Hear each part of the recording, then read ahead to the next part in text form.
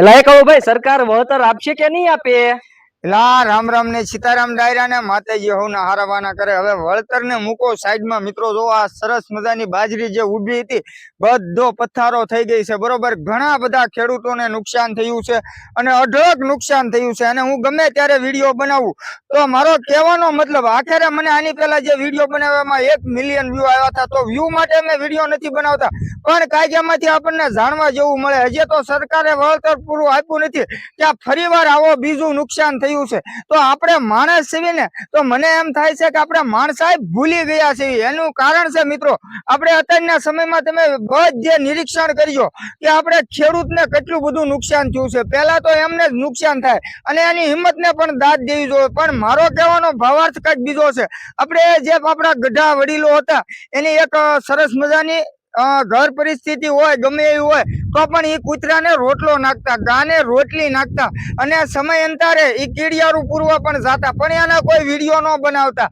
અને આપણે વિચાર કરી લો, ખેડૂત હોય એની ખેતી ફરતે, ખેતર ફરતે બધે વાડ હોય, એમાં હજારો પક્ષીઓ રહેતા હોય, હજારો જીવ જંતુ રહેતા હોય, તો અત્યારે વાડ કાઢી અને આપણે તાર ફેન્સિંગ કરી નાખ્યું છે। પ્લસ તાર ફેન્સિંગ કર્યું એની સાથે વાંધો નથી આપણને, પણ જે આપણે અબોલ જીવ હોય, માની લો કે નંદી મહારાજ છે, ગાય માતા છે કે કોઈ બળદ છે, એને પેલા આપણે હાસવતા। અને મને જે સાંભળે છે કે બળદ હોય એ ગઢો થાય ત્યારે એની પુણ્યતિથિ ઉજવે, એની પાછળ છોકરા જમાડે। તો અત્યારે કોઈને ખેતી નથી કરવી, અત્યારે બધાને જલસા કરવા છે, મોજ કરવી છે, આ ખેતરમાં મહેનત નથી કરવી અને બધા વયા ગયા છે સિટીમાં કે ગમે ત્યાં બરોબર। તો અહીંનો જે ખેડૂત હોય એ નાના ખેડૂતો રહ્યા, જેની પાસે કોઈ આવક ન હોય, જેને કઈક મોટું આયોજન કરવું હોય તો એ ન કરી શકે। તો મિત્રો ખરેખર આપણે છે ને માણસાઈ ભૂલી ગયા છે, આપણામાંથી દયા, પ્રેમ, કરુણા એ બધું વહી ગયું છે। આપણે ખાલી પૈસા દઈ દેવાના, કામ થઈ જવું જોઈએ। અને અત્યારે તો ભાઈ એવું બધું નુકસાન થયું છે, એવું બધું નુકસાન થયું છે,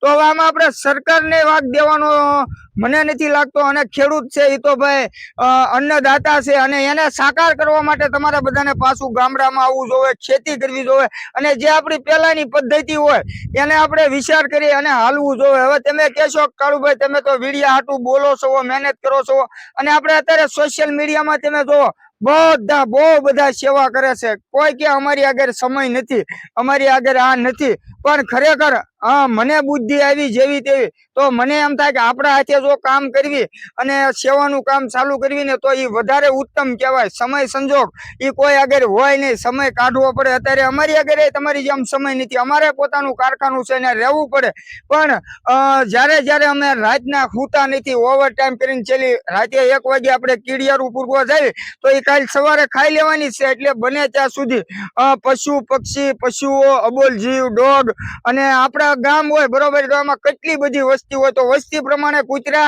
ભૂખ્યા ન હોય, તો અત્યારે કૂતરા જ એટલા બધા શેરીઓમાં ભૂખ્યા છે ને કે એની તમે વાત પૂછોમાં। ક્યારેક તમે 2 રોટલી લઈને બજારે સડજો અને એ ગલુડાને છે કૂતરાને નીરશો, તો કે નીરતા જ હોય, ન નીરતા હોય એવું નહીં, પણ મારી દ્રષ્ટિએ મને એમ થાય છે ગામના કૂતરાય ધરાતા નથી, કારણ કે બધાને અત્યારે પૈસા ભેગા કરી લેવા છે। કહેવાય ને કરમ હોય કાળા તો શું કરે આ માળા, અને માળા તો મેં અમથી પહેરી છે, પણ ખરેખર કહેવાનો મતલબ એ કે ભાઈ આપણે બધાએ સાથે મળીને આપણામાં કંઈક ફેરફાર કરવો જોઈશે। આપણે કંઈક સાચી નીતિ અને સાચા રસ્તા ઉપર હાલવાની જરૂર છે। અને દર ખેલે તમને કહું છું ભાઈ, તમને અમારું કામ ગમતું હોય, અમારી સેવા ગમતી હોય તો જય બજરંગી ફેસબુક પેજ એને ફોલો કરી લો, અને બાકી ઈશ્વરને પ્રાર્થના કરવાની છે। અત્યારે ઘણા બધા ઘણી જગ્યાએ અવારનવાર જાય છે, કોઈક આપણે મતલબમાં હાલીને આ જગ્યાએ જાય છે, કે કોઈ પ્રવાસમાં જાય છે, કોઈ જ્યોતિર્લિંગના દર્શન કરે છે, પણ ત્યાંથી તમે જાઓ અને સંકલ્પ કરીને આવો કે ભાઈ હું કોઈનું ખોટું નહીં કરું, હું કોઈના રૂપિયા ખાઈ નહીં જાઉં, હું ખેડૂતનું નહીં ખાવ, એવું બધું તમે કહેશો તો ખેડૂતને ભાવ મળી રહેશે, તમને ભાવ મળી રહેશે, અને બધાનું સારું થાય। એટલે જેટલા જાત્રાઓ કરો મને કઈ વાંધો નથી, મારે કરવાની બાકી છે, પણ ત્યાં જાઓ ત્યાં તમે મક્કમ નિર્ણય લો કે આપણે આવનારા સમયમાં વૃક્ષ સોંપી અને પક્ષીઓને એનો આશરો આપણે છીનવી લીધો છે, તો એનો આશરો મળી રહે એવું અમારી જીવદયા ટીમ ઢૂંઢસેથી કાળુભાઈની રિક્વેસ્ટ છે। બાકી કઈ ભૂલચૂક હોય તો લેવી દેવી કોમેન્ટ કરી દેજો, મૂંઝાતા નહીં। પણ મને એમ થયું કે ભાઈ આપણે પેલા માણસ બનવાની જરૂર છે, એટલે ભગવાન ઓટોમેટિક આવા ઝટકા આપતો હોય ને એ બંધ થઈ જાય, બાકી તો કઈ છે નહીં।